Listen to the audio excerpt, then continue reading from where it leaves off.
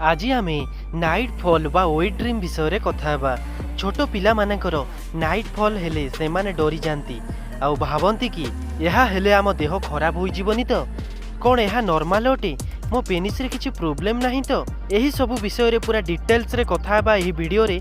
सेथिपई आम वीडियो को शेष पर्यंत देखंतु आउ चैनल को सब्सक्राइब कर दियंतु। नाइट फॉल एक्जाक्टली कौन अटे? यह बेसिकली एक नेचुरल ऑर्गाजम अटे जहाँ निद समय होइथाय जेउथिरे पुरुष मानकर स्पर्म इजाकुलेट हेबा सहित महिला मानकर एक प्रकार लाळ बाहरी थाए जेउ कारणरू बहुत थर आपण निदरू उठी देखंती कि आपणकर अंडरवेयर ओदा होई जाइछि। नाइट फॉल प्रायतः यंग बॉयक सह होइथाय आउ यह सत कि यह महिला ठारे भी देखा जाइथाय। प्यूबर्टी परे नाइट फॉल केबे भी काहाकू भी केउ अवस्था रे हेई पारे। यह टीन एज रे बहुत कॉमन होइथाय आउ यह बिल्कुल नॉर्मल होइथाय सबु एज ग्रुप रे आउ एथिरे किछि शरम करिबार नाही आउ यह किछि भूल भी नुहे।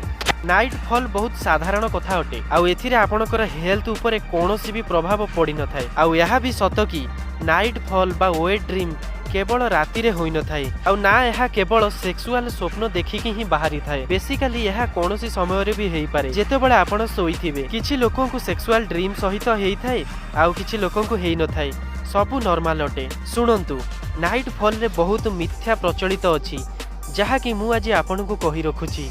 नाइट फॉल माने यह नुहे कि आपण निदरे परिश्रा करि दैछंती। नाइट फॉल रे आपण को स्पर्म काउंट भी कम हेबो नहीं ताहा कोनोसी फिजिकल प्रॉब्लम रो साइन नुहे बा सिम्पटम भी नुहे आउ ना यह कोनोसी खराब ना यह पाप लागिला भली कथा हेई थाए। ह्यूमन बॉडी बहुत इंपोर्टेंट फंक्शन करि थाए जहा कि ताकू केही कराई न थाए जेपरि कि हार्ट बीट ब्रीथिंग डाइजेशन इत्यादि। ठीक सही भली वेट ड्रीम भी एक प्रोसेस जहा को ह्यूमन बॉडी नेचुरल भाव रे केबे केबे करि नै थाए।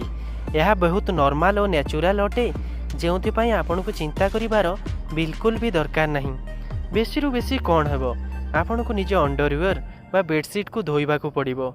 आई होप आपन को ही वीडियो भलो लागिथिबो आउ जदि वीडियो भलो लागि थाए तो वीडियो को लाइक कमेंट शेयर करि दियंतु आउ एही भली इन्फॉर्मेटिव वीडियोस देखिबा पई आम चैनल को सब्सक्राइब करंतु।